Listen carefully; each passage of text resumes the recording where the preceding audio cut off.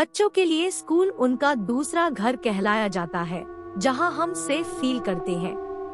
पर तब क्या होगा अगर हम वहां भी सेफ ना हो? ऐसा ही कुछ हुआ था 15 साल की उषा के साथ। उषा ने एक डांस कंपटीशन में पार्टिसिपेट किया था और अपनी परफॉर्मेंस की प्रैक्टिस के लिए वो स्कूल खत्म होने के बाद अपने दो दोस्तों करण और जॉन के साथ रुकी थी। डांस प्रैक्टिस करते वक्त उषा के दोस्त जॉन का बैलेंस बिगड़ गया और वो नीचे गिर गया। उसका पैर ट्विस्ट हो गया था और वो बुरी तरह दर्द से चिल्ला रहा था। स्कूल के सब टीचर्स जा चुके थे और हेल्प के लिए उन बच्चों के पास कोई भी नहीं था। तभी उषा भागकर मेडिकल रूम गई, लेकिन मेडिकल किट की रूम भी तब तक ताला लग चुका था। उसी वक्त उषा को लगा कि जैसे कोई उसके पीछे से ऊपर गया है। वो उड़ी तो उसे एक परछाई ऊपर जाते दिखी। उषा को लगा कि शायद स्कूल स्टाफ में से कोई तो अभी भी स्कूल में है और इसीलिए उषा उसे रोकने के लिए उसके पीछे भागी।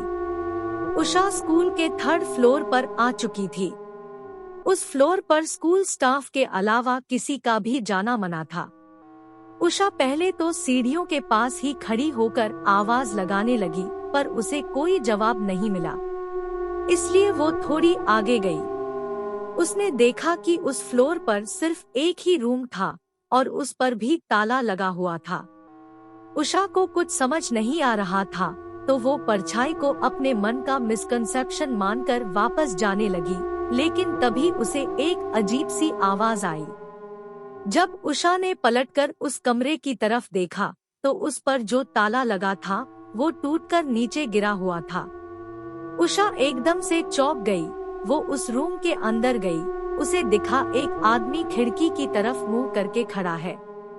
उषा ने उससे पूछा क्या वो उसके साथ चलकर जॉन की मदद करेगा, लेकिन वो आदमी ने उषा को कोई रिएक्शन ही नहीं दिया।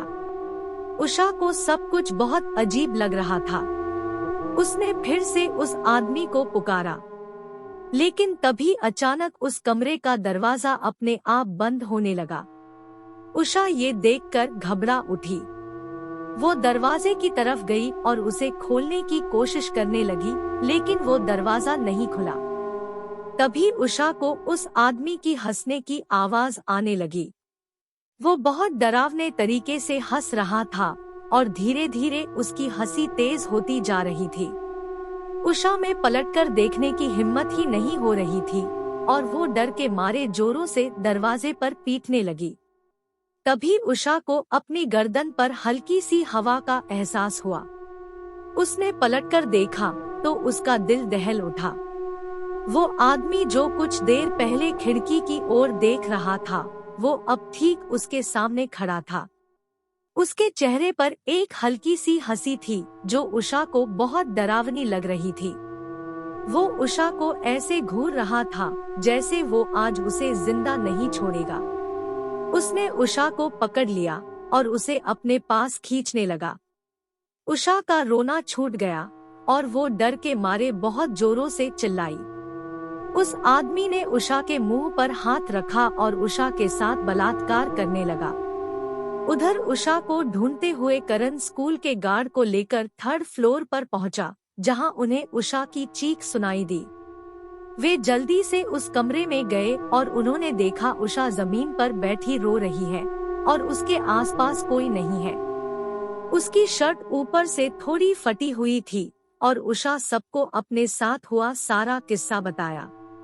उषा के साथ हुए इस हादसे को सुनकर स्कूल गार्ड का चेहरा बिल्कुल पीला पड़ गया। गार्ड ने उषा और उसके दोस्तों को बताया कि कुछ साल पहले स्कूल में एक सफाई कर्मचारी काम करता था। वो थोड़ा पागल सा था और वो लड़कियों को बहुत ही गंदी नजरों से देखकर हंसता रहता था। एक बार उसने एक लड़की के साथ बलात्कार भी की थी। उस लड़की ने जब उसकी शिकायत की तो स्कूल की प्रिंसिपल ने उसे हमेशा के लिए उसे स्कूल से निकाल दिया।